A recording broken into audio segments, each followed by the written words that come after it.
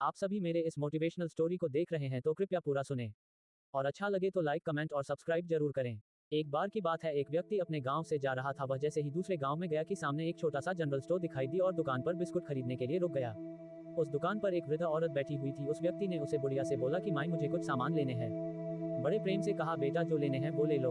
उस व्यक्ति को बिस्कुट लेने थे जो कि उसने ले लिया और उसके पास छूटे न होने के कारण उसने 500 रुपए का नोट दे दिया। उस बूढ़ी औरत ने कहा, बेटा छूटा तो नहीं है? उसने कहा कि मेरे पास भी नहीं है। और यह सुनकर उसने मुझसे कहा कि थोड़ी देर बैठो, मेरे बेटे पोते खेत से लौट कर आते ही होंगे, इस नोट के छुट्टे मिल जाएंगे।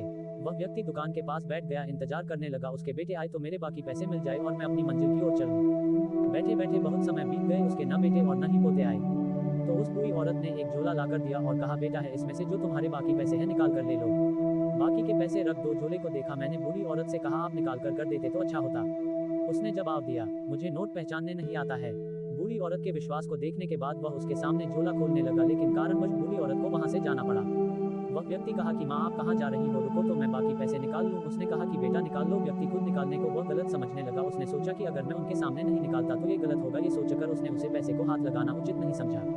वह औरत जब सामने थी और हाथ में नोटों बंडल निकाले हुआ था तो उसे समय बंडल का रबर निकल चुका था, जिससे पैसे उसमें पुनः रखने पर बिखर गए थे। उसे व्यक्ति ने अपनी ईमानदारी को दिखाते हुए उसे पैसे को बिना किसी तरह की हरकत किए उसको जैसे था वैसा ही झोला में रख दिया बिना रबर लगाए और बूढ़ी माँ का इंतजार करने लगा। बूढ़ी माँ आई, बोला, बेटा पैसे नहीं निकले। उसे व्यक्ति ने कहा कि नहीं माँ, मैंने ये पैसे आपकी अज्ञानता के कारण निकालना उचित नहीं समझा। आपके पोते या पुत्र आए तो मैं उनसे बाकी पैसे लेकर जाऊंगा। दादी ये देखकर उस व्यक्ति के लिए बरामदे में पपीते की छोटे छोटे पीस बनाकर तब तक के लिए उसे खाने को दिया। कुछ देर बीतने के बाद उसके पोते और पुत्र खेत से लौट कर आया। जब उसकी दादी ने उसे कहा कि बेटे उन पैसों में से उसे व्यक्ति को बाकी के पैसे लौटा दो, जैसे ही उसके पोते ने उसे थैली को खोल देखा कि उसे थैली के नोटों के बंडल बिखरे हुए थे। उसने पूछा कि यह नोटों के बंडल क्यों बिखरे हुए हैं। दादी ने उसे सारी कहानी बताई। नोटों का झोला मैंने ही दिया था, वह मेरे नहीं पढ़े लिखे होने के कारण उसने मेरे सामने उसे बंडल को निकलने से इनकार कर दिया। फिर भी उसके पोते ने इस बात को मानने से इनकार कर दिया और गलत यह सोचकर उसे बूढ़ी औरत को भी मारा पीटा और उसने उसे व्यक्ति के ऊपर चोरी का आरोप मत दिया। ये व्यक्ति बरामदे में बैठा सब कुछ सुन रहा था। वे सोच रहा था कि मैं पिटाई के डर से भागता हूँ तो मैं गलत हो जाता हूँ और मेरे साथ साथ यह बूढ़ी औरत जिसने मुझे ये पपीता दिया बदनाम हो जाएगी और यह अन्याय होगा। थोड़ी ही देर में उसका पोता घर से बाहर आता है और उसे व्यक्ति से पूछता है कि तुमने कितने पैसे चुराया। वह व्यक्ति अपनी सफाई में कहता है कि मेरे पास 500 रुपए के नोट थे और मैंने उसे नोट को उसे दादी को दिए हैं, उसके अलावा मेरे पास कोई और नोट नहीं है, मेरा विश्वास करो।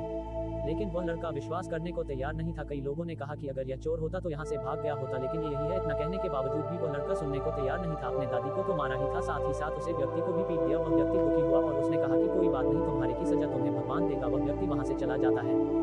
कई दिनों के बाद जब वह व्यक्ति पुनः उसी रास्ते से लौट रहा होता है तो उस गांव के एक व्यक्ति उसे देखकर पहचानता है और उन्हें रोककर कहता है कि साहब, उस दिन वह लड़का अपनी दादी और आपके लाख समझाने पर भी वह ना अपने दादी को बख्शा और ना आपको बख्शा। इसका कारण हुआ कि उस घटना के 2 दिन बाद उस व्यक्ति को उसके बैल ने पटक दिया और उसके कंधे पर अपना पैर रख दिया, जिससे कि उसका कंधे की हड्डी पूरी तरह से टूट गई है। शिक्षा 1, ईमानदारी का महत्व। इस कहानी में व्यक्ति ने अपनी ईमानदारी का परिचय दिया और झोले में रखे पैसे को सही तरह से रखने की कोशिश की, बावजूद इसके कि उसे झूठा आरोप और पिटाई का सामना करना पड़ा।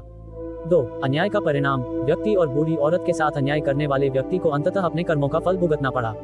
इसने ये साबित किया कि अन्याय और गलत कामों का अंत में बुरा परिणाम होता है।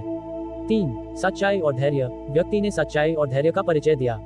उसने न केवल अपनी ईमानदारी को बनाए रखा बल्कि अपने दुश्मन के लिए भी दुआ की, जो कि जीवन में एक बड़ी शिक्षा है। 4, न्याय का पालन। कहानी दिखाती है कि ईश्वर और न्याय का मार्ग अंततः सही होता है, भले ही तात्कालिक तौर पर अन्याय का सामना करना पड़े।